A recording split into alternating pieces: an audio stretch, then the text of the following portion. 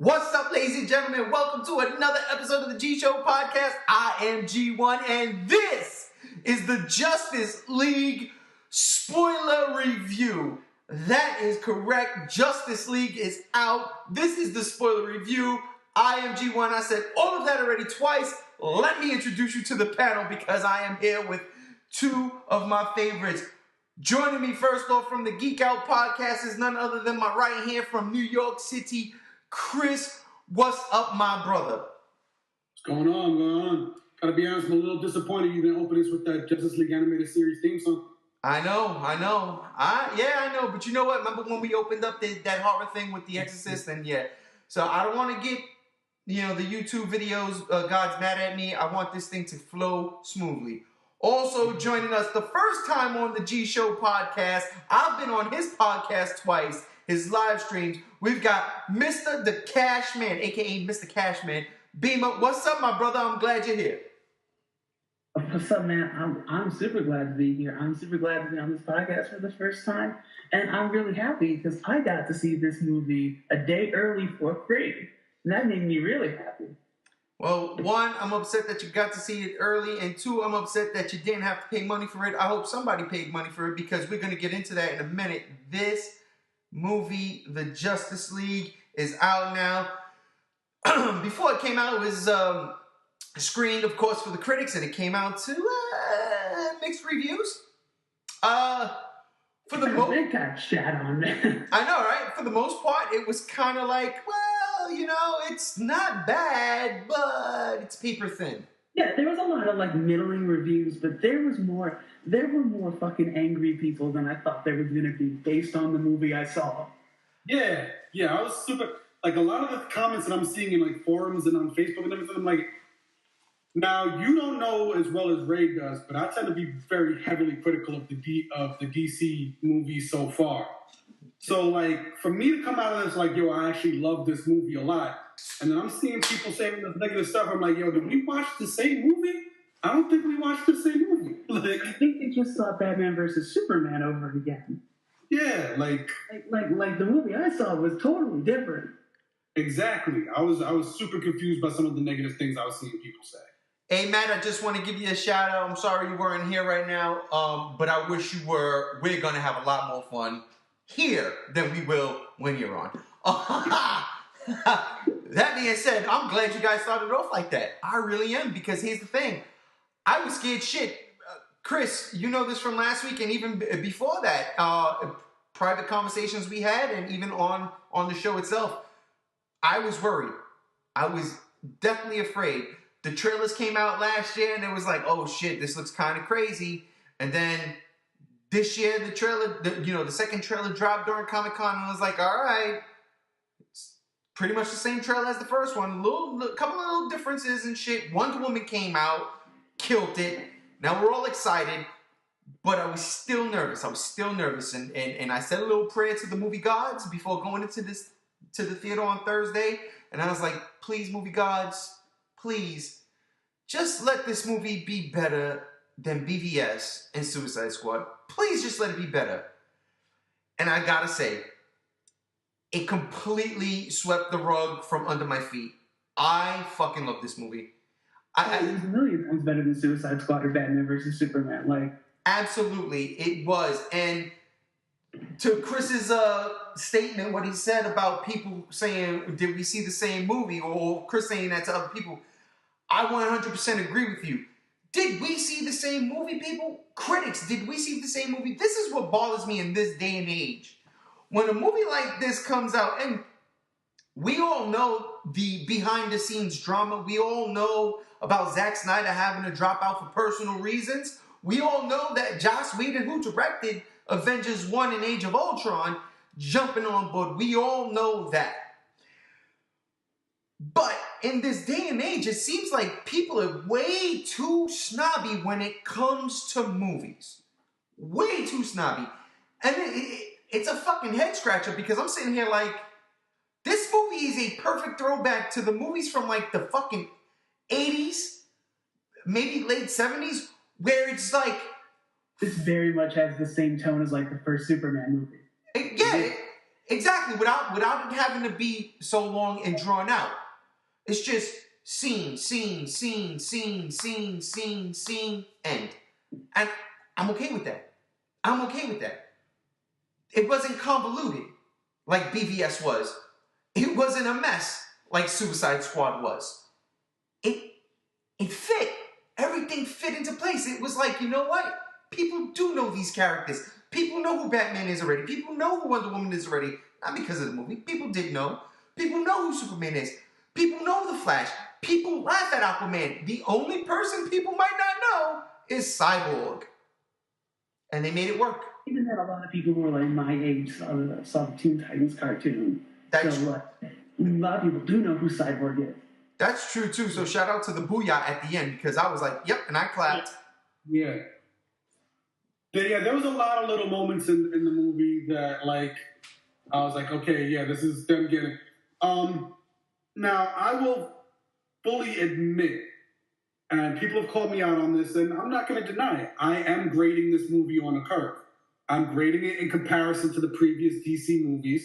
So because, like, you know, movies like Suicide Squad and Batman vs. Superman, and we've disagreed on this, Ray, but even like Man of Steel, retroactively upon further viewings, I started to like less and less. Oh, here you go again. That's for you. Two fingers up. But the point is that based on previous experiences with the DC movies, the DCEU as they're doing it now, like my expectations were walking into this movie kind of hopeful based on Wonder Woman, but still relatively low. Like I wasn't expecting it to be a good movie, definitely not a great movie. But it seemed like between the kind of like the dark and grim and gloomy stuff that Snyder loves to do, and the more humorous, quippy, almost kind of upbeat stuff that Whedon likes to do, the two of those together balance each other out perfectly.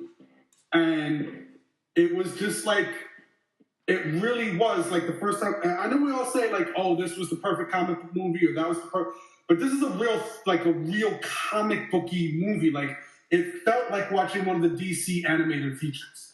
Exactly. Justice cartoons. Like one of my friends said, like, oh, it was like watching Super Friends, but like a video game version. I was like, what the fuck is wrong with that? Like, Super Friends was awesome. I mean, this movie's not a fucking masterpiece, but if you said, hey, I was thinking the movie of the cartoon, you got exactly that. Yep. And like that's my thing, because some people were calling me out from being too critical of certain Marvel movies and then giving this one a pass. Like, first of all, I've trashed, except for Wonder Woman, I've trashed every single DC movie that has come out so far.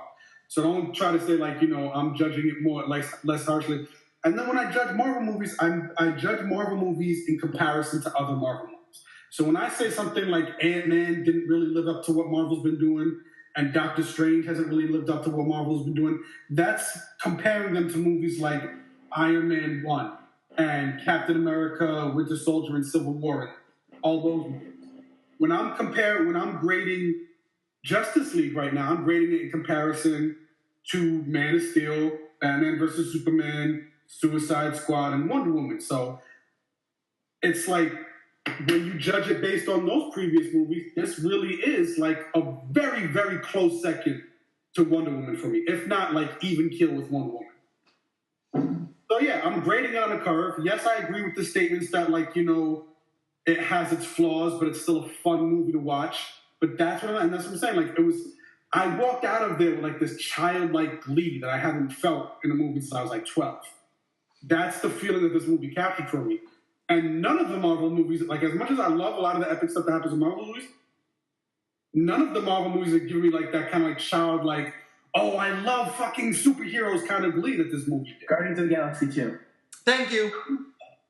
Guardians of the Galaxy, like, I love those movies, but like for me personally, I haven't had like that big gleeful, like I felt like a kid again kind of moment. This movie I got to. Now, and I'm gonna ape off of that, and I feel you on that. And I'm a little bit older than you, but we cut from the same cloth.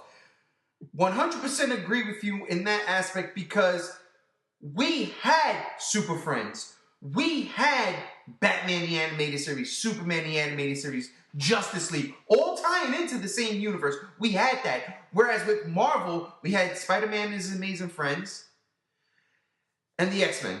Those were the two standout shows, and even the Fox Spider-Man cartoon. But when they did like Iron Man, The Incredible Hulk to an extent, those things never really took off the way the DC stuff took off, you know? So there was something there that when we were younger, we gravitated to. So when you watch a movie now, and we always disagree on this, when we watch a movie like The Avengers, there's nothing to really base that off of as far as cartoons go. There was no Avengers cartoon back in the day, not that I know of, and not that it was good if there was one. So for me, like, you know me, I unabashedly love The Avengers. I love it. And I'm going to get into this later, you know, because I got some shit to say. I absolutely love the Avengers movie. But there's nothing to really compare that to except for the comic books. With Justice League, like you said, and I told this to Matt on Messenger as soon as I came out. Dude, this was the best episode of Justice League Season 1 and 2. Period. Not JLU, but Justice League Season 1 and 2. This was the best live-action version of that show. Period. Period. 1,000% agree. You know, it very much reminded me, like, that I'm still not the biggest fan of #Batfleck, but I will say he's very much acting like Batman did in the animated series from the 90s in this movie. Oh yeah, and when we get into the movie itself, man, there's some stuff I want to talk about because there's some things that I don't know if it was Snyder or Whedon, but there were some things that were just gloriously done. Also, I want to address this real quick. Chris, I seen your post. I seen the comments. I've read them. I know. And you're not fighting a losing battle, brother. That's one of the things I love about you. You're there, you're standing strong, you're holding to your convictions. And I agree with you. I agree. As long as you don't throw the Avengers in the mix, and again, we'll get to that later, I am with you. When people say, and this is not towards anybody on your post, this is just to the internet and the critics in general. The people who got to see it before us, except for you, Mr. Cashman, but the people who got to see it before us and have an outlet on YouTube that they get on and they talk or they tweet and they say, great characters, paper thin plot. Let me just say one thing for a minute. Paper thin plot. Last time I checked, Justice League was based off of a comic book which is printed on paper, and those fucking plots are paper thin. So shut the fuck up and enjoy the goddamn ride. I'm just saying, because that's how I took it. I'm telling you, I came out of this movie like, wait a minute, what the fuck was that? Something just came across, steamrolled me, and left me on the floor like one of the motherfucking, like, I was Wile E. Coyote and an Acme thing ran me over. And, you know what I'm saying? I'm still alive, but I'm just like flat, like, oh shit. Knock me out. So it bothers me when I see that paper thin plot shit. Yes, it's a paper thin plot. It's a fucking comic book movie. And it was nailed perfectly. Comic book plot. Yeah. So that's what I don't know that the plot was as weak as the critics say. I mean, because if you're just comparing it to other DC and other Marvel movies, then you start to see that it's either that this plot is a little bit stronger than the critics think it is, or the other movies might have slightly weaker plots. The problem, I think, is that Steppenwolf is really generic. And if he wasn't so generic, this movie, there would be no comments about a paper-thin plot, because critics handle paper-thin... Critics fucking tolerate paper-thin plots all the fucking time, because there's stuff to support it. You know, Steppenwolf is not the greatest support. I think they should have done just straight up Darkseid. But at the same time, the emphasis on the plot, I mean, like, there are so many movies where the plot's not great, but the characters are, right? And the critics love those usually. So it's a little hypocritical for me to then, for them to turn around and do this. Well, that's why I said early on how I feel like this movie, particularly this movie, feels like a movie out of time. This movie fits perfectly in an 80s timeline. Somewhere along the 80s, just drop this movie in, and there's no such thing as paper thin plot or weak villain. You know, it's a threat. It just fits that particular bill. It's like an old school movie with, you know, today's budget. And I agree. Steppenwolf, to an extent, might be a little generic, but it makes sense, especially, like I said, man, you open up a comic book, a Justice League comic book, it could be like, let's say you figure the first 6 issues is the Hook arc. They want you to stay on board, so they give you something strong. Then let's say the next 6 issues from issues, whatever, 7 to 12 or 7 to 13, there's another one. But then from like, let's say 14 to 17, let's say you get a 3-issue arc, there's Steppenwolf. It's a small little thing, and they take, let's take that little piece right here, plop it into this right here, and make a thing. Or, let's take an hour of this Justice League cartoon, and give it a little spin, and throw it up on a big screen. And it works. And it works. It works for me, at least. It totally worked for me. Chris, anything you got to say? Yeah, so, like, point out, I wanted to compound on something you were saying earlier, like, a few minutes ago. Basically, and this is what getting to the heart of why I love this movie so much, and why I may be giving it a bit of a free pass as opposed to other. So, like, you were saying about, like, you know, some of the Marvel movies coming out now, we don't really have that stuff from our childhood to really draw a comparison from, because unless you were super heavy into the comic books, you didn't have that frame of reference for, like, who certain characters were, because they weren't as popular. And we all know that, like, Marvel was having its financial issues in the 90s, and they sold off a lot of the option rights to a lot of their bigger name characters to studios like Fox and Universal and Sony and all that stuff. So when Marvel started building its own cinematic universe, it was drawing from, like, more second-tier heroes and everything. And they did a great job of making these characters who necessarily weren't as popular and mainstream into something bigger.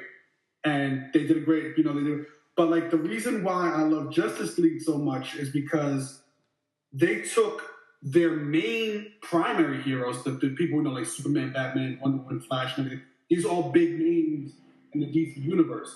And they took them and they put them on screen, and they got it 100% right on this one. Yeah. So there have been great Batman movies in the past. There have been great Superman movies in the past. But, like, to date, I don't really think that there's been a movie that really embodies the characters in a huge way, the way that this. So, like, for instance, let's go to the Nolan movies. I loved the first Nolan movie, and I loved The Dark Knight and everything too.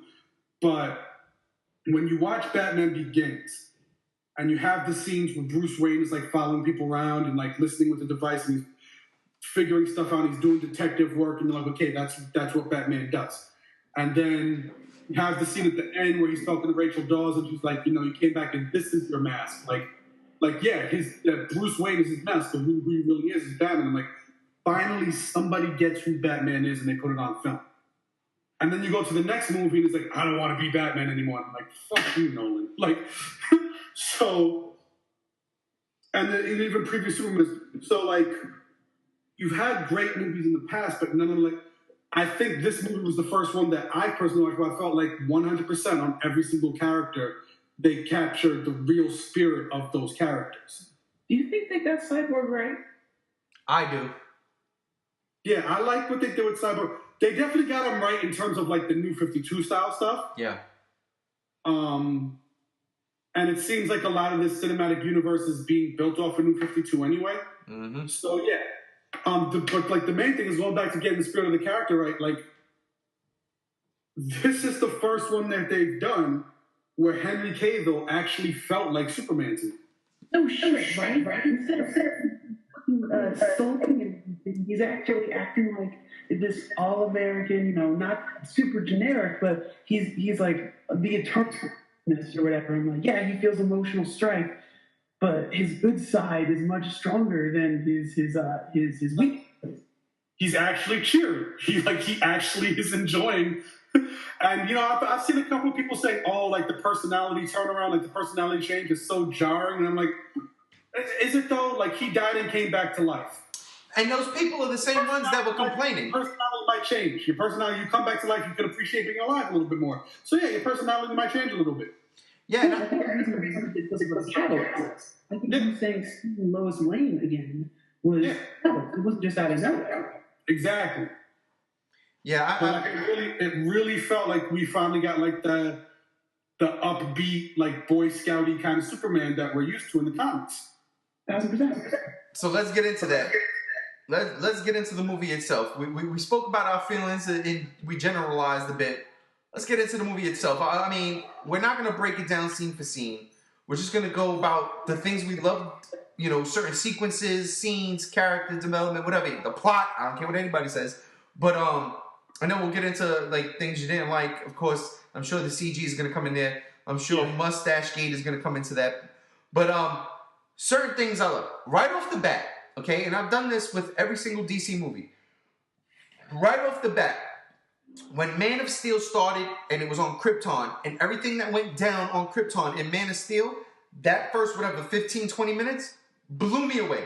Because I'm sitting here, I'm like, I've never seen in comic book format, in cartoon format, the Donna movies, anything before. Superman, Krypton looked like this. It was a science fiction space opera, and I love science fiction space operas. Let's go Star Wars, right? So I was blown away right off the bat.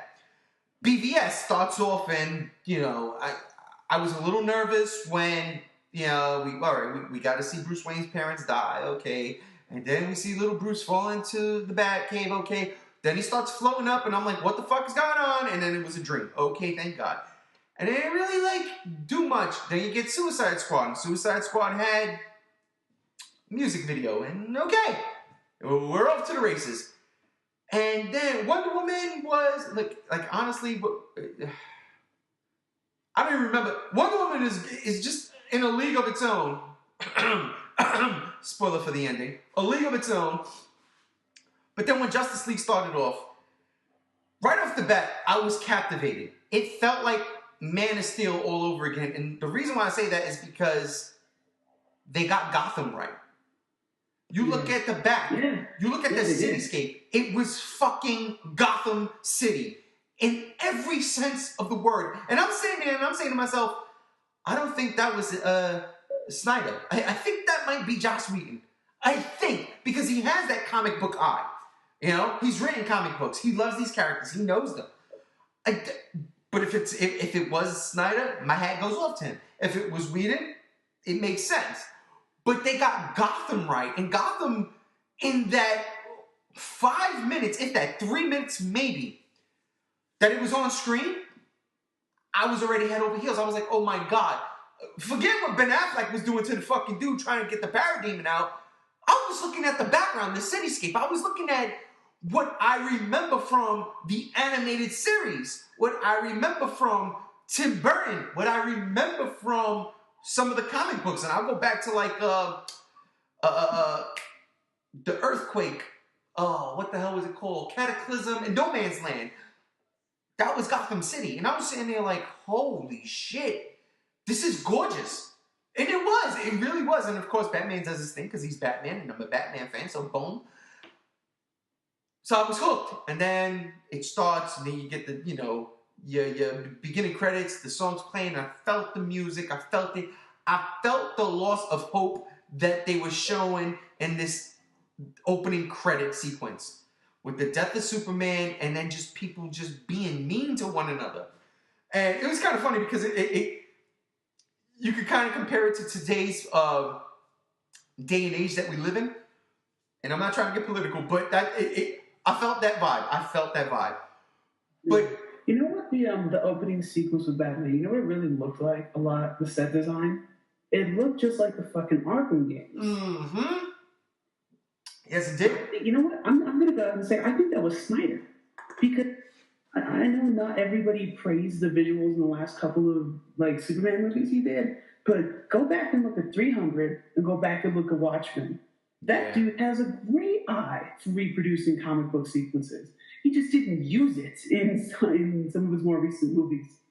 And in some of the more popular I think characters. Whedon would not have done. He would have done that differently. You know, I can't be mad at you. All I know is Gotham City was alive, and I was like, look at this shit. This is beautiful. It was a live action Gotham I wanted. It wasn't too gothic. It wasn't heavy gothic like Burton, but it had a Burton-esque feel to it.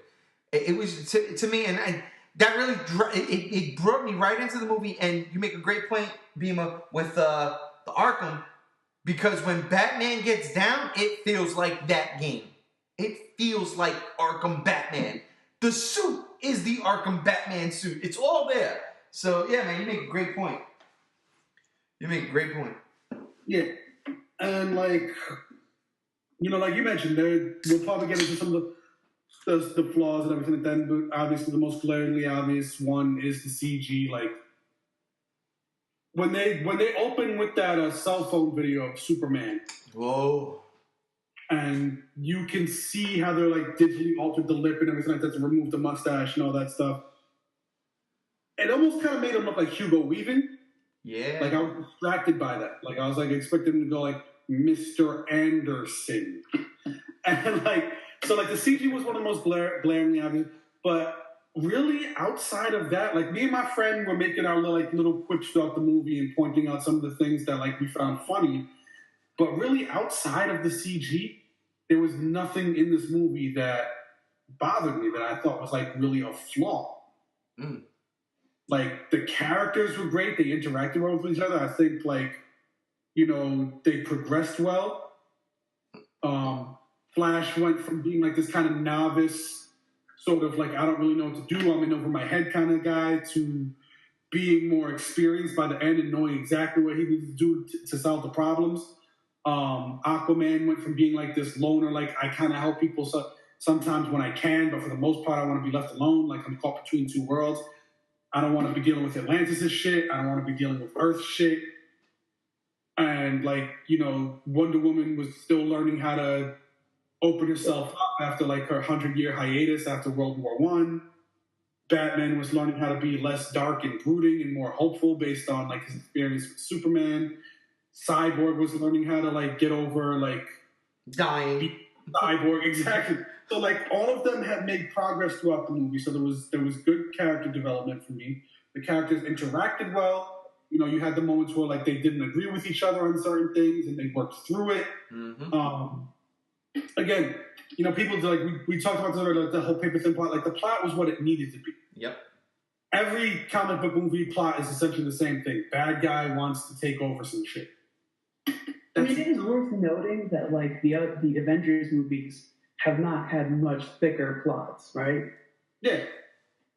You guys remember that part where Batman or Ben Affleck is being real awkward and like he wants to ask Aquaman something, but he doesn't know how to word it, and he just says it. Do you talk to fish? Yeah. He's talking to the ocean. Yeah. That was so good. Like this, like I'll be honest, I wasn't 100% on how they bring Superman back, but like it made sense within the context of the plot. I just like wish they had come up with like another way to do it. That's just like it was fine for me, knowing that it was gonna happen. I was like, okay, you brought Superman back, and you got a cool sequence of Flash trying to push his skills to the absolute maximum. Good enough. Yeah, see, like one of the things that I absolutely loved about that sequence in particular is that when they all go, when Cyborg and Aquaman and Wonder Woman go at Superman, he's like kind of all holding them off. And he move. You actually see, and this is something that a lot of the comic books don't really touch on and everything like that. They actually did a very good way of showing that Flash is actually kind of faster than Superman without making it a race thing, which we'll talk about. Yep. Stuff later, but without making it a foot race, because like Superman's trying to swing on Flash, and Flash is easily dodging every blow that Superman's throwing at. I wouldn't say easily. I would say easily though. I would say awkwardly. Barely dodging them. Awkwardly. Yeah, he's dodging them because Superman moving as fast as Superman does, for Flash to really just be able to. Because again, you also have to acknowledge that this is the first time Flash is coming up against somebody who moves at his pace. Yeah. When Superman turns his head around, when Flash is running, the whole crowd in the theater went bananas because it was like just that one of those oh shit moments. And Chris posted a great meme. That's what I'm saying. Like for Flash being the inexperienced character in this movie and everything like that, and for him just coming up for the first time against somebody who can actually move at his speed. When Superman starts throwing those punches and Flash is just like kind of ducking around him, it was a great way of showing that Flash actually is kind of faster than Superman. And if he had more experience in that and dealing with people at Superman's level, he would have been easily like dodging those blows like it was nothing. So I do like the way they did that. I did like the way that they represented Flash moving at super speed because, every version of a super speedster that we've seen in various mediums before, whether it be Quicksilver in the X-Men movies or like Flash on the TV show or even that super fast chick from Heroes or whatever like that, season 2, like there's only so many ways you can do that effect of showing that they're moving that much faster than everybody else. And I like the way they did it in this movie. But Chris, you didn't see that coming? Ha ha. Pun. Yeah, it's just like there was so many great moments in this movie. Yeah, Flash and Aquaman for the most part made this movie for me, like just the way their characterization was. This is when right. Jason Momoa is fucking shirtless in the water. Yo. The female half of the whole fucking audience just simultaneously orgasmed. Well, listen, I'll tell you right now, I mean, my wife knows this shit. I might have made this public knowledge on the Geek Out podcast. And listen, I have a man crush on Jason Momoa. I have a man, look, I may be bald now, but back in the day, I used to have long locks. You know what I'm saying? The shit used to come down like past my breast and shit. I got a thing. The long hair is a good look because I used to love, I still do. Antonio Banderas is my man. But Jason Momoa, that is a sexy motherfucker. I'll tell it right loud like it is. So hot. I'll tell my wife that shit. I'm like, that's a sexy motherfucker. Lisa Bonet, lucky I ain't gay. I'm just letting you know. The other big thing I loved about it was that the way they, Steppenwolf is kind of a generic villain, but I like the way they handled it because most of the time in like these big epic movies where it's like a big invasion thing, whether it was the Chitauri in Avengers or Age of Ultron, like they had like the 1,000 million robots.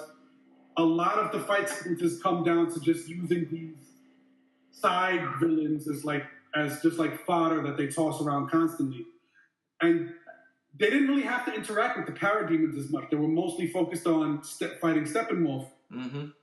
And Steppenwolf, up until Superman shows up at the final fight, Steppenwolf is like, there's actual stakes in this fight because the 5 of them, or the 4 or the 5 of them together before Superman shows up, could barely handle Steppenwolf all together. He was cutting through them like it was nothing. So a lot of the Marvel movies, as much as I love them, kind of have this fault where there's no stakes to it. You know the heroes are going to come out on top. With the exception of Civil War. Yeah, but because Civil War was them versus themselves. Right, exactly. But with this one, there was as much as you know logically that they're not going to kill these heroes off in this movie, especially because for as far as this universe goes, for a lot of them it was their first appearance. It would be kind of dumb to introduce Aquaman and have him die at the end of this movie. So as much as you know that it's not really going to happen, the way they made Steppenwolf so OP was things could actually go wrong for these guys. Yeah, no, you're right. He was really threatening. Yeah. And so that's why, because their focus was on the main villain, whereas opposed to, in Age of Ultron or, the Avengers movie, the focus was more on, this massive invasion force, and they kind of had to cut through that before they got to Loki or before they got to Ultron. Whereas this one, the parademons weren't really doing as much. It was all about Steppenwolf. Which is funny because Batman was taking care of the parademons while Wonder Woman and Aquaman was going at Steppenwolf, and it was that makes sense. That makes sense. And again, that's what would happen in the cartoon, or that's what would happen in the comic. And we're not talking about when Batman put on the apocalyptic gloves and punch Darkseid in the face. That was stupid. I admit that was stupid. It was fun for me because I'm a Batman fan. He punched Darkseid in the face.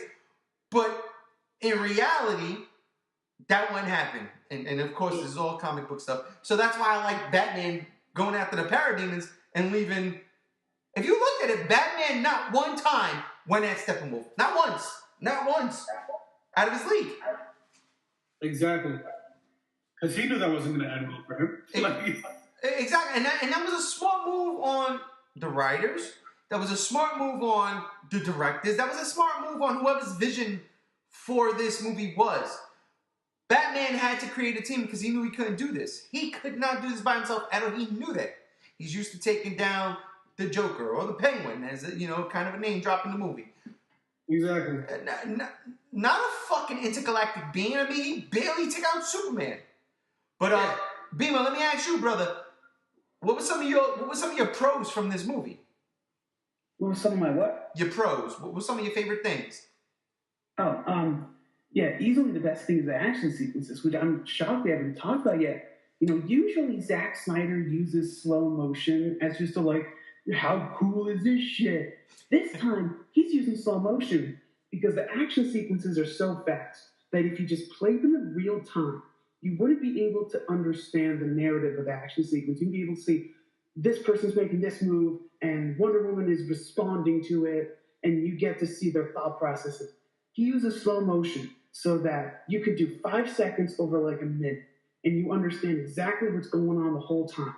And so, the fucking scene where Wonder Woman is fighting the terrorists, and you see her block each and every bullet. Great. That cool shit.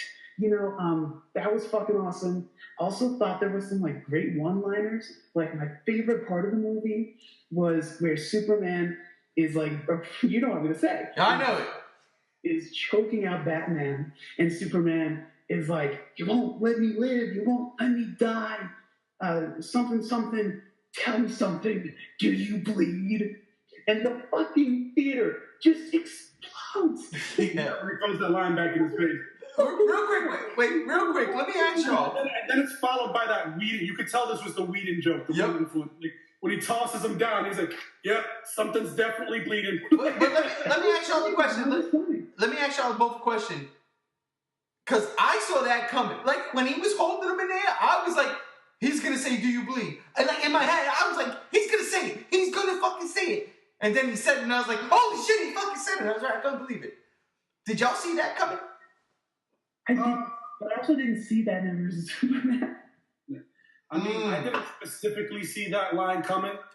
I knew there was going to be some kind of thing he was going to be you fucking tried to kill me or some bullshit like that. I knew there was going to be some kind of grudge dialogue between the two of them. But it was cool that they went back to that and he threw that line back in his face. How about in that same sequence though, when Lois Lane comes out of the car, how nonchalantly and unceremoniously Superman just throws Batman behind the shoulder, you don't. And the best part about that sequence was you don't even show Batman falling; you just see him go over the shoulder. And I thought that was genius because if I was directing that movie, I probably would have showed Batman fall and roll and land. But they didn't do that. It was just like he was a ragdoll and got chucked, which makes sense because that's exactly what he is to Superman. I'm sorry, Beamer, keep going, brother.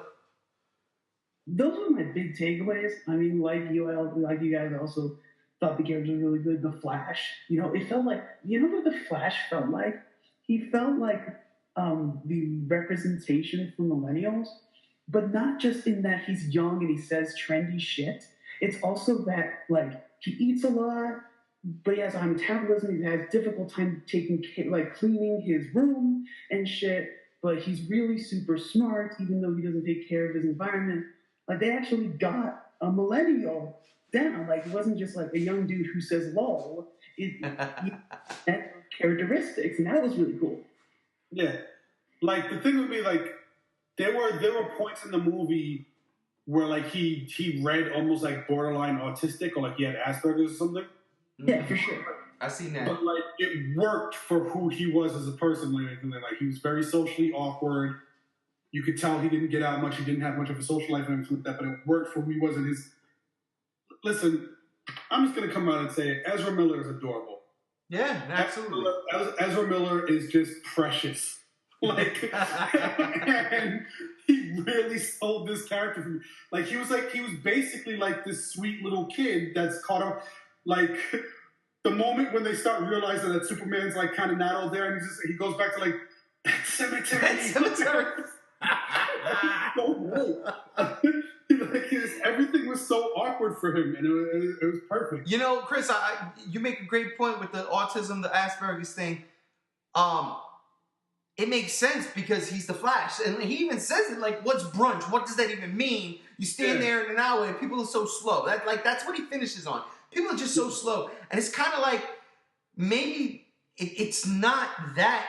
It's just that, and without saying it, we're showing it, and for us, we get it. You know what I mean? Because we're comic geeks. And he just has so many great like when he first meets Batman and everything like that, and he's like shows him the picture of him in the security footage. He's like, well, I would say that's the nice guy who looks like me, but is definitely not me. Maybe like a nice Jewish boy. Yeah, good-looking Jewish boy. Dying. I was dying. He's so socially awkward. He doesn't even know how to lie. Like the stuff you use on rocket ships to keep him burning up. He's like, I'm into competitive ice skating. It's the rocket ship stuff. Very competitive ice skating. He has a lot of good moves, but even as I gotta go now to my because I agree about the action too, because it's that first when Steppenwolf first shows up in Themyscira, and that whole action sequence was incredible. All the action sequences were incredible, but I really got to talk about now what my biggest pro was the way they handled Superman, which is he was more optimistic, more happy-go-lucky. We expect Superman. His suit was more colorful in this one, because even when I tried to add a little bit more of the color in Batman vs Superman, it was still that toned-down, dreary look. Yeah. That Snyder loves so much. In this one, you actually see the brightness of the yellows and the reds and everything like that. But to me, the biggest thing with Superman that they did in this movie that I absolutely love, because you've seen most of his abilities so far in this movie. You've seen him do the super speed. You've seen him use his super strength. Here it comes. When he does the fucking ice breath, woo! Steppenwolf, me and my friend half stood out of our chairs yes! Yes!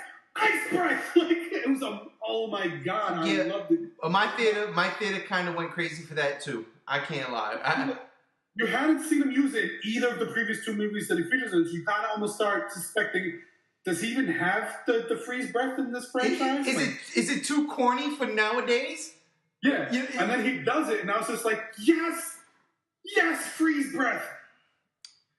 They just got everything right about Superman in this movie, and I loved it so much. Beamer, you got anything else? Any other pros you want to throw out before I get down on it?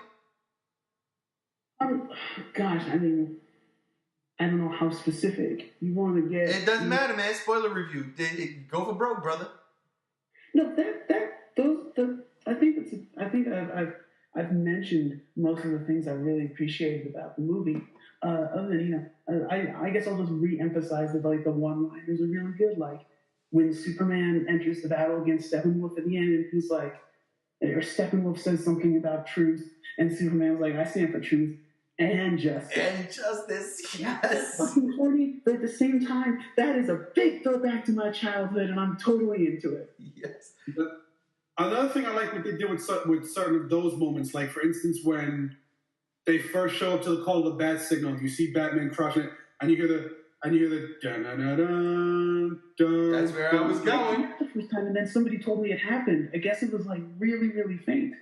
No. But then another one that I didn't even realize that I noticed until someone mentioned it. After the fact, I realized, oh yeah, they did do this. Is when Superman does show up and he has that line about I'm a big fan of truth, and you hear the dun dun dun dun dun very faintly, even more faintly than the Batman theme. Okay. They utilized the original Superman theme as well. So check this out. Because I knew that those themes were coming, I was actively searching them out. Okay? Actively. I was in there waiting for it. And so every time they popped up, I felt I was in tune. The Batman theme knocked me the fuck. I was like, yeah. I mean, I knew it was coming, but just hearing it and seeing Ben Affleck again. I think it was Beamer. You said early in the podcast. it was Batman the Animated Series Batman. Like, that's what Ben Affleck was trying to get through to. Yes, it looks like the Arkham games, but he had more of the animated series Batman-isms. Hearing that music. But I will say this. When the Batmobile comes out of the ship at the end of the movie, the music they are playing there is the fucking theme when the Batmobile is rushing to the Acme factory or the Ace factory in Batman 89. And, dude, I lost my shit because I've seen... Batman 89 is the movie I've seen the most time in the theaters out of any movie. I've seen that movie, I think, 9 times in theaters. 8 or 9 times. The closest I've gotten to that... In the theaters? In the theaters. In the theaters. My parents took us to see that shit like every fucking weekend. The closest I've gotten to that was Episode 7, all right, The Force Awakens, and Godzilla 14. I've seen both of those movies, I think, 6 or 7 times. Batman 89, I've seen 8 or 9 times in the theater. And I ain't gonna lie when I tell you this. I want to see Justice League 8 or 9 times in the theater. I really do love this movie. The Batman theme coming out, I was freaking fuck out. That was a major plus. The Superman theme, and it'll be in a con real quick. There was one particular place I thought it was not fitting. But the end, it absolutely fit when he comes down and he says, I stand for truth and justice. And boom, boom, boom. Like, I loved it. Yeah. One of the, you both touched upon Ezra Miller. Yes, he nailed it as Flash. Like, I fucking loved him. I don't know if you guys know this. This is because I watched the show. When Flash is doing his thing in that particular sequence, the first time they were all together and they're like underneath Gotham Harbor, and when he runs to, you see it in the trailer, hit Wonder Woman's sword back towards her, and you hear that music, yo, that's the Flash theme from the CW show. No way. Yes, it is. And I was like, oh, shit. Now I know that because I watch it. I watch the show. And it's the theme, and Danny Elfman plays with that. So, right off the bat, I want to say one of my favorite things about this movie is the soundtrack. Because Danny Elfman fucking crushes it.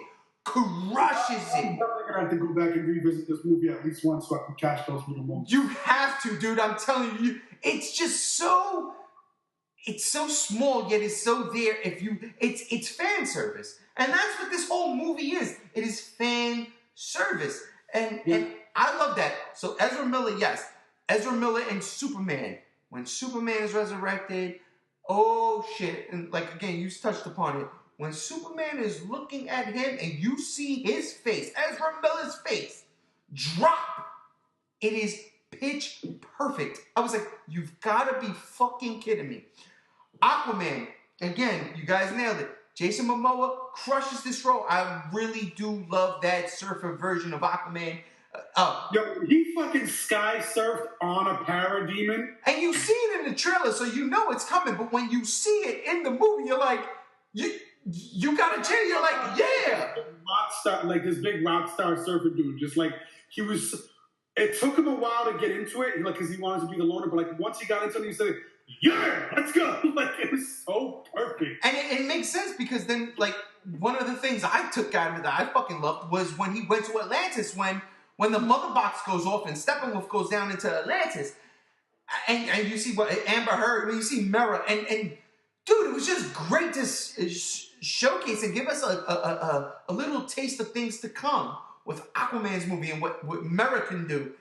And then just a small little brief backstory tidbit. Yes, give it to me. Talk about Aquaman's mother, how he's like, fuck her, she left me. And she's like, no, she died when she left you. You know, like you don't understand what that did to her. Yes. I'm like, yes, I can't wait for this movie to come out now because, you know, I love Aquaman. He's one of my top 5 favorite heroes, and people make fun of me. I don't care. I've always loved Aquaman. Talk to fish, whatever. Now, I gotta mention something real quick. Here's a little bit. Like, we would be completely remiss if we didn't at some point, because even before we get to talking about like the after credits stuff and everything, we'd be completely remiss if we didn't talk about like when Diana is telling the story about the original fight against Steppenwolf all those thousands of years ago. That's where I was going right now. When they show the fucking Green Lanterns. Okay, so when they show the Green Lantern, okay, because my daughter, before the movie started, my daughter goes, "Do you think the Green Lantern's going to be in this movie?" I said, "Baby doll, I think the Green Lantern will be in this movie. I think the Green Lantern will be at the end of the movie, if not the end credits. That's where he's going to be." And 25 minutes into the movie, the Green Lantern's there. And it's not Hal Jordan, okay, or John Stewart, or Kyle Rayner. It's not a human. It is an alien Green Lantern, and it fucking made me go crazy. It made me go crazy. And everybody, just so y'all know, that was not Shazam. That was not the wizard throwing the lightning. That was Zeus. I really hope people understand that. I had to tell my boy that. It was the gods. It was the gods. They even said the gods came down and fought. And at the end credits, and I saw this yesterday in my second viewing, it says young Zeus. So there it is. All right. So that was Zeus. It's not Shazam. There's some things I'm gonna talk about a little bit later. This is gonna be a little long podcast. I just want y'all to know. I hope y'all up for this. We're recording this late Saturday night, ladies and gentlemen. Shazam is going to be played by Dwayne "The Rock" Johnson. No. That was Zeus the whole time. Black Adam. Yeah, Black Adam. Black Adam. Yeah. The Rock is going to be Black Adam. And something real quick. On Rotten Tomatoes, so we know that it has a really abysmal score from the critics, right? 39%. But I'm wondering, like, what's the fucking audience going to say? Check this out. I haven't seen this in a few years. Even though the critic score is 39%, the audience score is 86%. Wow. I've not seen that big a divergence between the critics and the audiences in quite some time. Yeah. And I don't go on Rotten Tomatoes. I'm not a fan of Rotten Tomatoes at all, honestly. And I get it. I don't hate it. I just those numbers don't mean nothing to me. I'm not really a score guy. You know what I mean? If it's a movie I want to see, for instance, I'll give you a perfect example. Rampage is going to be the best video game movie of 2018, if not of all time. And Chris might disagree with me. Chris definitely disagrees with you. You see what I'm saying? So if Chris was a movie reviewer and he got to see Rampage first and he said, "This movie is absolutely fucking shit," I'm still going to see that movie. I'm still going to see, and I might respect Chris. Maybe I know him personally, and I'm like, damn, this dude, maybe I want to get my foot in the door because Chris reviews movies and, you know what I'm saying, he knows what's good and what's bad. I don't give a fuck what Chris says about Rampage. I'm going to see that movie. And that's the thing. Movies people want to go see, fuck what the critics got to say. They're going to see it anyway. And I think this movie, Justice League, is the perfect example of that. I think it's a perfect example of that. Because it is fun. And it's not to diverge too much off topic and get on the focus of critics, but like, the main problem that I have with Rotten Tomatoes is I don't necessarily have a problem with them keeping score. Because I know a lot of people say, "Oh, they're shitting on it." They're not. Rotten Tomatoes isn't critiquing movies themselves. They're just aggregating other criticisms and like showing the percentage of the reviews, total reviews that are negative, the total percentage of reviews that are positive. My main problem is that they always tend to take the middle of the road reviews and lean them more towards the negative. Yeah. So, there's a few reviews in here that are like C pluses and they're registered as negative reviews. Like, what? What the fuck are you talking about?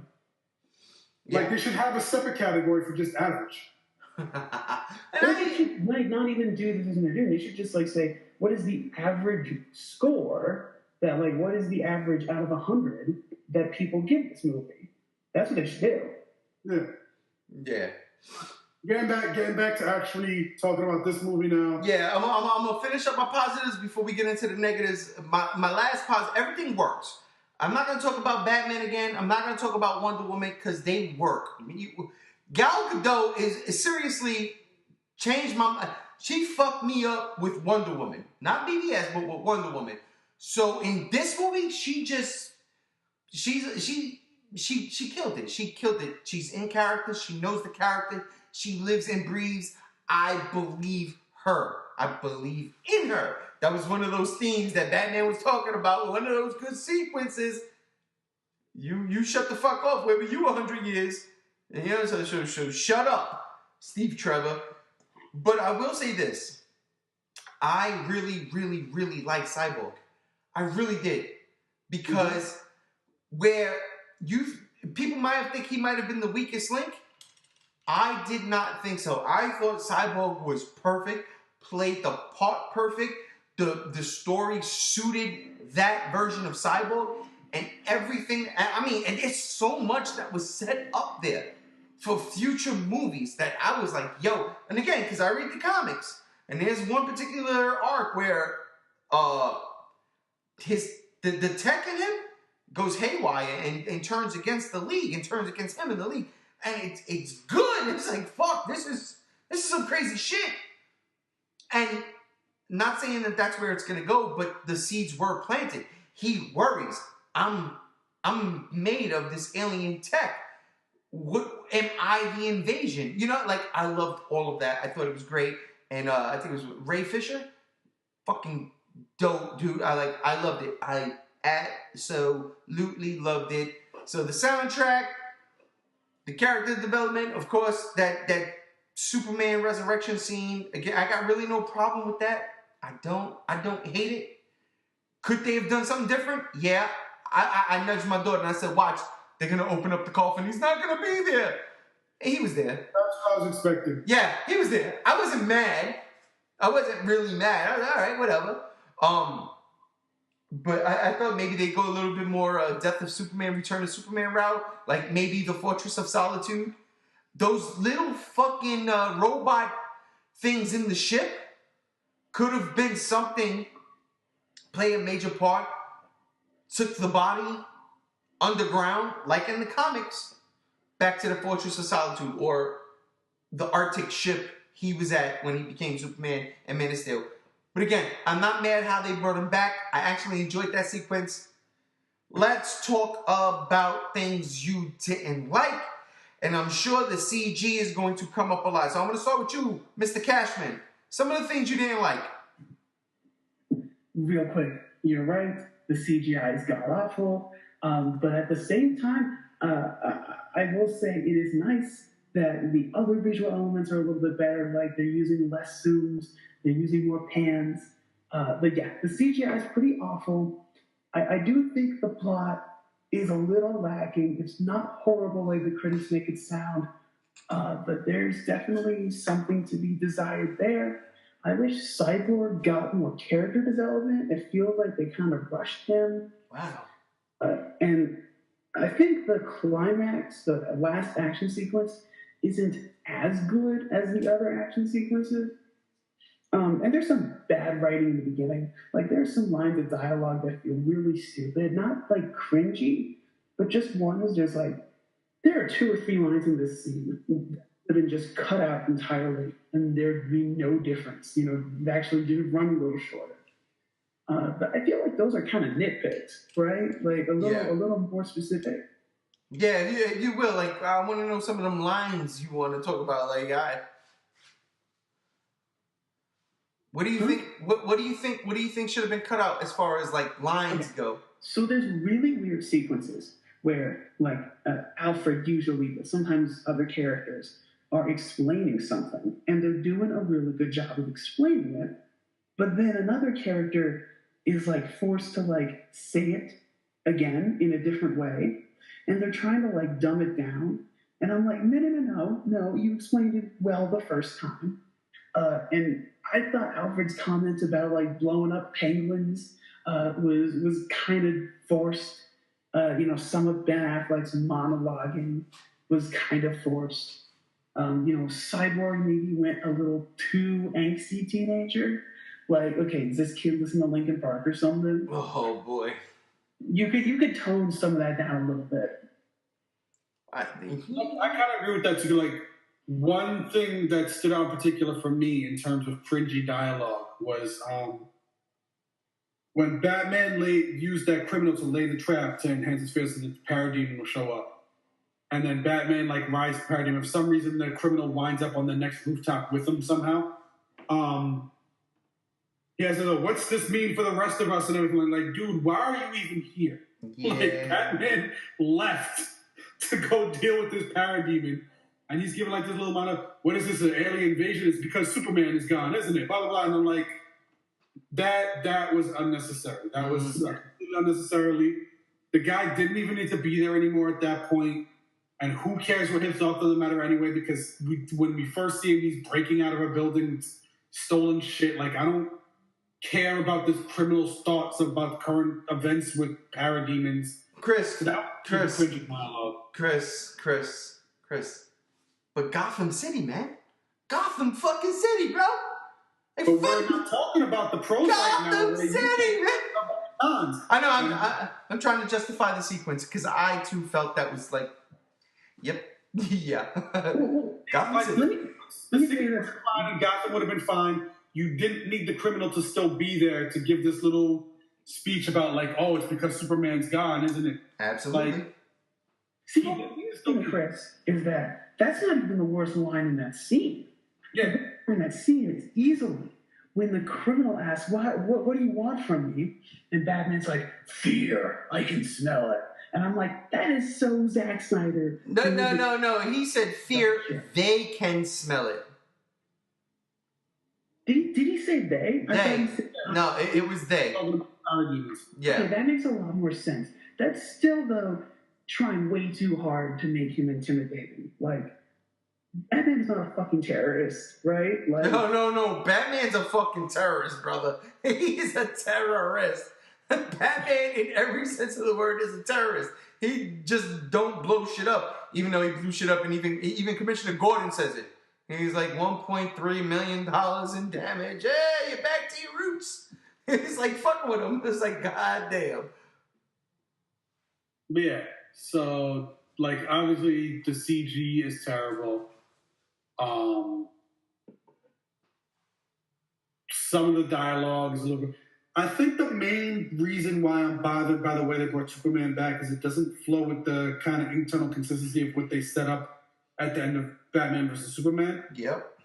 Because at the end of Batman vs. Superman, they put him in the coffin, they lower him to the ground, and then, like, you see some of the dirt start to float up, like he's still putting out energy. Mm-hmm. But then, like, when they go to bring him back in this one, he's completely dead. Well, I think what they wanted to do was they wanted to make it easier for people who hadn't seen Batman vs. Superman to watch this movie. Because a lot of people didn't see Batman vs. Superman. It had a big drop-off the next weekend. Yeah. Here's the thing, too, with that. The internal consistency thing, that stuff always bothers me. Here's the thing with that, though. If you did see BVS, Batman kind of explains that in this movie, where he says the body don't decay. So that field generation, because I'm on the same boat with you, in terms of the end of BVS, when you see the dirt coming off the coffin at the end, it's kind of like when he first flies in Man of Steel. He puts his fist to the ground and the shit starts to levitate. There's a field generated around him. That's what I got. That's the sense I got. So it's a cop-out. Don't get me wrong. It is a cop-out. But Batman basically says this body ain't gonna decay because of this field generated around him. He says it, you know? So it's like, so that's why the dirt rose off the coffin at the end of BVS? Okay. But at that point, I'm already invested in this movie, so I'll just take that and say, yeah, no problem. I get it. You know what I mean? And it's fucked up that I say it like that because a lot of people might not like that explanation. But I was like, yeah, sure, why not? You know, all right, yeah, sure. And like, one of the things I think I know you're trying to talk about the cons right now, but one of the things I heard you mention before, what I did like was the poetic justice of the ending of the main villain, because you don't see that in a lot of these superhero movies anymore, where like the way that they get their comeuppance is like a poetic justice kind of thing. Because his entire thing was like using the parademons and they go for fear, and then like towards the end of the fight when he's losing, he starts to become afraid himself, and that causes the parademons to turn on him. And it's like this kind of like poetic justice kind of thing about it that I really dug. So all right. Mr. Cashman sticking on the cons there because I do 100% agree with you, Chris. I felt that too. But sticking with the cons, Bima, what are some of the other? Was that it, or were there other things that bothered you? I'm trying to think because it's been a few days, right? It was a little longer than it felt a little longer than it was, right? This movie was like roughly 2 hours. It felt like 2.5, 2 hours and 45. And part of that was because it almost never stops. And that was sort of good because the action sequences are the best part of the movie. But it was like, geez, this is almost tiring how much fighting we're squeezing into this movie. So that's like kind of like a double-sided coin. Trying to think though, I'm still going to stand by Ben Affleck. I don't like Ben Affleck's performance as Batman. I think he's doing his best. It's with the character very well. I don't think, Steppenwolf is not really a good villain at all. But I don't know, I'm reaching here. Justice League was a really good movie. So, Chris. Yeah. Any the negatives, the downs. I mean, I kind of laid out what I felt were like the big negative so far and everything like that. Like, yeah, the plot isn't as super complex. It is kind of thin, but it's thin because it needs to be. It's exactly what it needs to be. They just need to have some reason for these heroes to come together and join up. The only thing I really need out of this movie. Yeah, some of the dialogue is a little bit cringy. Yes, the CG is distractingly bad. But outside of that, I don't have a lot of problems with this movie. Like, it has a lot of heart. Yeah. And it gets a lot of the spirit of the characters right. The music is great. The action sequences are great. The come up into the villain doesn't feel anticlimactic. It felt like poetic justice, as I mentioned several times before.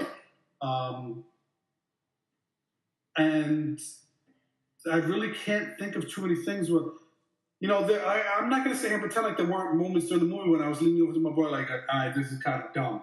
But it wasn't like dumb in a way. It was like I felt it made the movie bad. It was just kind of like, okay, you could have tweaked this a little bit.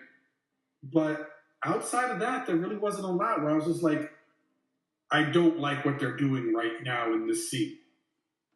Gotcha. I honestly, yeah, the CG, I am not as distracted by it than most other people, especially the critics. I play video games. I've been playing video games, since I was a kid. I've seen the generation spans. So for me, I'm like, it's cool. Now, don't get me wrong. I think Steppenwolf could have been practical effects, 100%. I wanted Ares to be a practical effect in Wonder Woman, 100%. It could have worked. So, in that regard, I'm like, yeah, okay, we didn't need all that CG there. But for the most part, I think the biggest thing was Mustache Gate and Henry Cavill's mustache. Am I the only one who didn't notice the fucking mustache? Like, that was in the cell phone video, right? Like, that was the only time I noticed it, was the cell phone video right at the beginning of the movie. Because here's the thing, especially the second time when I saw it, I was looking, when they resurrected him, I was looking at his face from the resurrection sequence on until the end of the movie. Whenever he was on screen, I was looking at his lip. And I'll tell you this, if there was something there, I was distracted because he has a snaggletooth. And the snaggletooth was distracting me. So, kudos to whoever directed that part, and Joss Whedon, and focused on the snaggletooth, or had my eye go there. I kept seeing the snaggletooth because I didn't see that in Man of Steel, and I didn't see it in BVS. But I sure the fuck saw it in Justice League. So I was like, okay, there it is. But outside of that initial first sequence, I didn't notice if it was CG or not. I couldn't notice it. But that first sequence was bad. Bad. It was like Princess Leia showing up at the end of Rogue One. Hope. Ooh, that's pretty, but no, don't do that. Don't do that. You know what I'm saying? Tarkin look good. Leia not so much. But anyhow, that's a different thing. But yeah, as far as cons go, I mean, like, I really, honestly, didn't have a lot of cons. I said I was going to mention this. When Superman is resurrected and he's fighting the Justice League, especially, it starts when he goes after the Flash, they use the John Williams score there, and I just didn't think that fit. Even though they kind of tempered it down a bit, it wasn't like bombastic. They brought it down. But I just don't think like that fit for that sequence. And this is a nitpick. This isn't what I hate. This is just a nitpick. You know, if I had to choose something, I just was like, that doesn't fit there. Again, Chris, you were right. That burglar in the Gotham City rooftops, that was a bit stretching. But again, I was looking at Gotham City. Gotham City had me enthralled. I loved it. I was like, this shit right here. Outside of that, I had really no problem with this movie at all. I really did. I fucking loved it. I fucking loved it. So, yeah, all right. Before we give some final reviews, let's touch upon what we think the future means, and of course, those two spoilerific endings. Even though one is not that spoilerific, but that final fucking credit sequence is definitely spoilerific. And hey, Chris, real quick, Chris, did I not call that on last week's podcast? You did. I sure the fuck did. I said, hey, this is what we need in a movie like this. And they did it. So, hey, Mr. Cashman, I'm start with you. What did you think of the first post-credit sequence? And then, of course, the end all? First post-credit sequence was fun. It was kind of like simultaneously picking fun at the fans and also like embracing how the fans are, like that actual foot race. I hope there's like a DVD extra where they actually show that foot race. That'd be fucking great. And dude, that's crazy. So I forgot that these movies do that, which is crazy, right? They always do that. But the chick I was with was like, no, stick around. I was like, oh, right. And fuck, I'm so glad I did. Because as soon as fucking Deathstroke fucking shows up, that was like the third or fourth big moment where the crowd goes nuts. And I love the idea of the next movie having the Legion of Doom with like Joker, Lex Luthor, Deathstroke, and a few other guys. Like, that'd be so sick. Chris!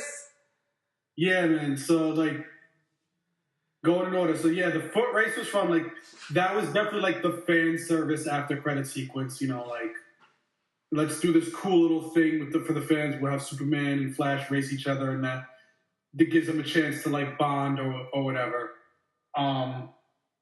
But, so, like, just the beginning of that final credit scene when the guard is walking down the hall and he's like, Luthor, don't make me come in there and everything like that. And Luthor just refuses to turn around. And like right off the bat, me and my friend were like, that's not Luthor. He's escaped and he's put somebody in there. That's not Lex. And we're doing, and that turned out to be true and everything like that. Like Catherine said, like everybody got hyped when they saw Deathstroke and everything like that, when they actually saw the mask. But like me and my friend were already there. Because when you see the boat and you see like the little flapping in the wind and everything like that, we're like, that's Deathstroke. That's fucking Deathstroke. That's fucking Deathstroke. and then he gets on the boat and he comes up the stairs and you see the mask and everybody's like, yeah, Deathstroke. But the real thing that got me hyped in that sequence, you know, like he pulled off the mask and they dyed Joe Manganiello's hair and everything, made him look more like Slade Wilson.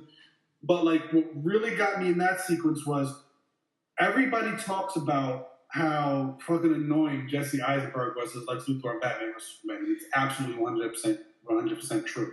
God damn, I love you, brother. We on the same page. Yeah. Like, he was so god-awful annoying in that movie. But as much as Jesse Eisenberg will never actually be intimidating, And as much as it was just because he only had like a short little period of like in this thing, like he just had a short, brief dialogue. But this one felt more like Lex Luthor to me. 1,000%. I noticed that too. Is that he is talking straight. Yeah. He's got his arms on the chair, all positioned like that. He's doing as much as Jesse Eisenberg can to actually portray Lex Luthor and not a bald Joker. Yeah. Yes. Like, yeah, he's getting straight to the point. He's business, he's businessman like in the way he's presenting his discussion. Like, shouldn't we have a league of our own? Like, he's very kind of Lex Luthor-y in that way. And I think it's like, to me, like a lot of stuff that's happening in this movie is showing that they're course correcting what they got wrong the first couple of times. And it gives me hope for the future in the characterizations in both the team-up movies and like the independent movies. 100% agree. 100% agree. First off, again, the first thing ending, Superman Flash, total Joss Whedon. There's no way Zack Snyder did that. And if he did, then my hat gets tipped to him. But the Superman goes, actually what he said was that if I win, I got to take you to brunch. I feel betrayed. That hurts. Yes, that was so good. That was so good, and I love that. Because like, Superman had no idea what that reference was. That's what was beautiful about it. Exactly. And you know what? And Henry Cavill is actually playing this to perfection. Yeah. But that fucking Deathstroke ending. Now remember, they said that Jesse Eisenberg wasn't going to be in this movie. It was cut out. That remember when Ben Affleck took the picture of Deathstroke standing on the fucking the ramp of whatever Batman's thing, the Nightcrawler or whatever. Like that was just like, yo, we filmed it. Oh, it's not gonna be in the movie. And then we get it. And like you said, when you see just the ribbons from his headband floating in, I was like, Deathstroke! Yeah, and I screamed it out loud. So if anybody, and I'm sure I'm not, but if anybody here was at South Point Thursday night and heard somebody scream out Deathstroke, that was me. I fucking flipped. The costume was insane.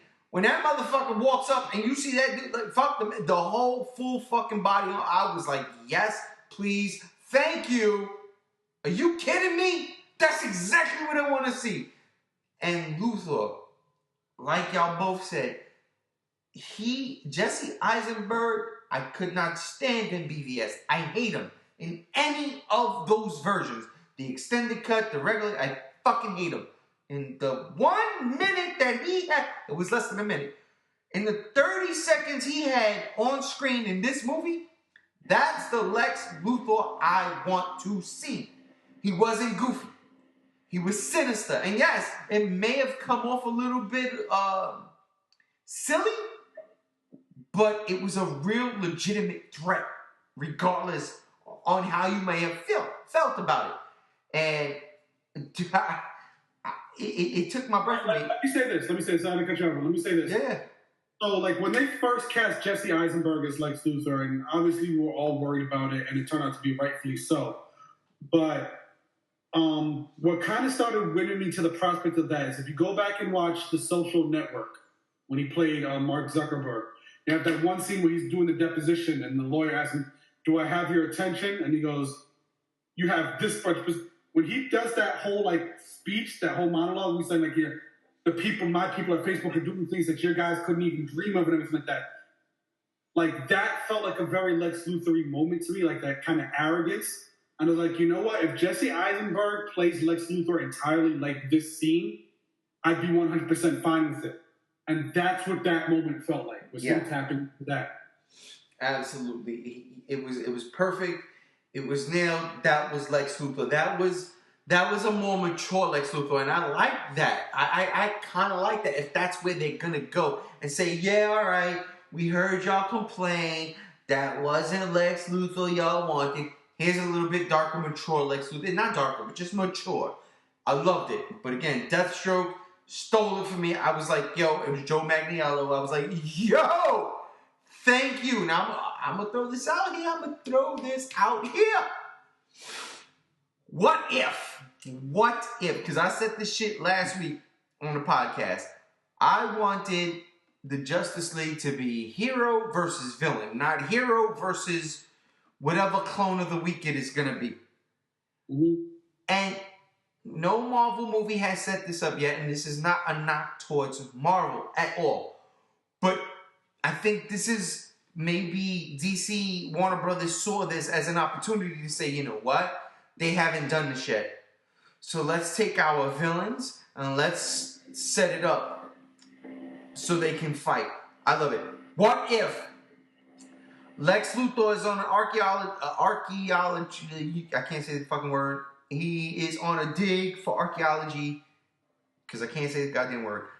And he finds Black Adam, or his Power Stone, or whatever the power source. He finds Black Adam, and then we get The Rock introduced in Justice League 2. And I know Shazam is supposed to come out before that, but what if The Rock comes in Justice League 2 as Black Adam, and then we have an absolute foil for Superman?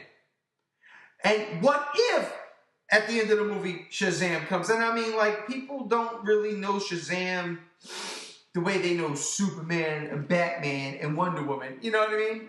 But hey, if they can make Cyborg work in 5-10 minutes, yeah, I'm sure Shazam could work too. I would absolutely love that going forward if that's what they're going to do. If I was in the writer's room, that's where they would do, what they would do. That's just me. Beamer, final thoughts. Justice League is a really good movie. It's not great. It's not a masterpiece. But it's definitely much better than 39%. It's highlighting the action sequences, but I definitely also kind of commend a lot of actors, a lot of characters. I think you should absolutely see it. I don't know if you need to see it over the weekend. Maybe matinee is more appropriate. But I definitely enjoyed it, and it made me buy into the DC cinematic universe. See Monty. No, definitely rush out to see it tomorrow. Like, definitely rush out to see it this weekend. Get those box office numbers pumped up. Get them because up. I want DC to walk. I want this movie to be financially successful at the box office opening weekend. Because I want Warner Brothers to walk away from this experience going, this is what the audience wants. Yes. That's the message we got to send to them.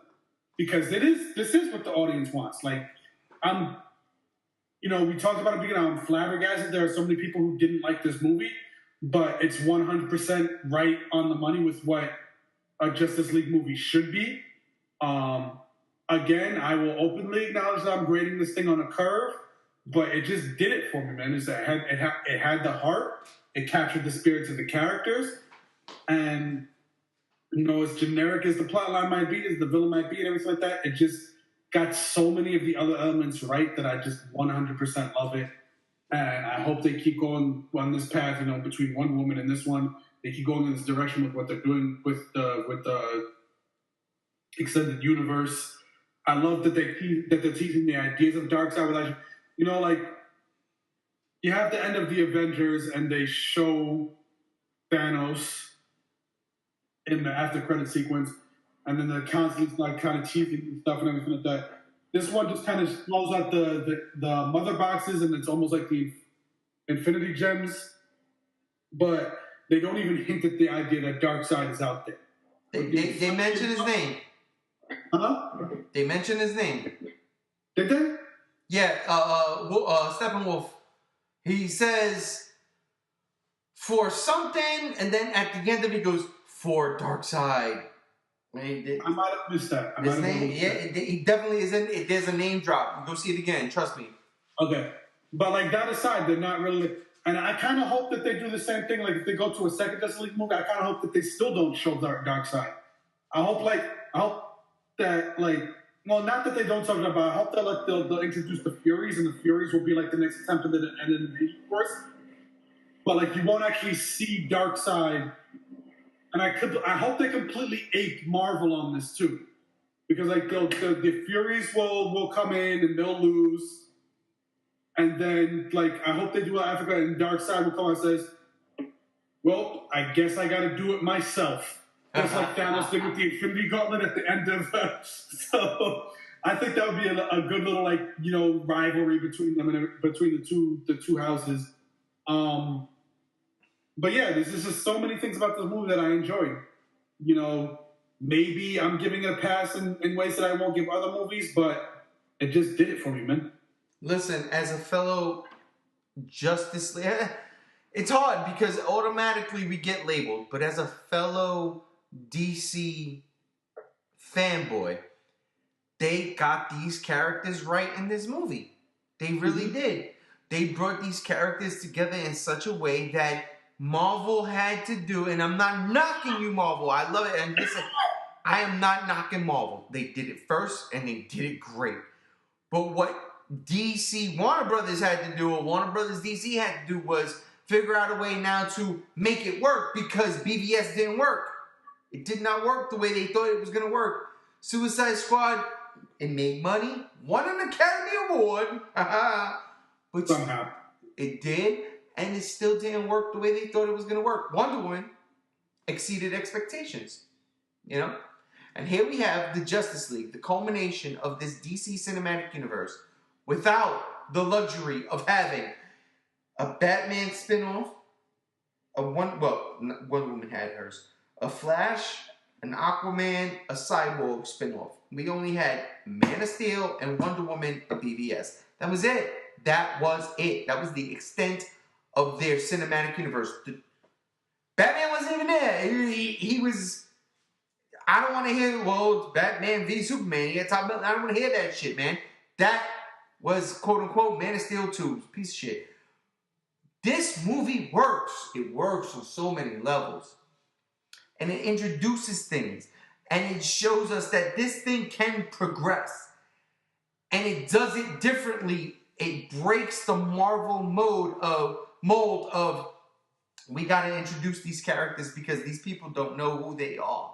Or the general public don't know who they are. And again, I've said this a million times. People know who Batman is. People know who Superman is. People know who Wonder Woman is. And that was in the 70s. That was in the 70s. But in the 70s, only comic book people knew who let me not say Captain America. But in the 70s, the only people knew, they knew who the Hulk was and Spider-Man. Maybe Iron Man.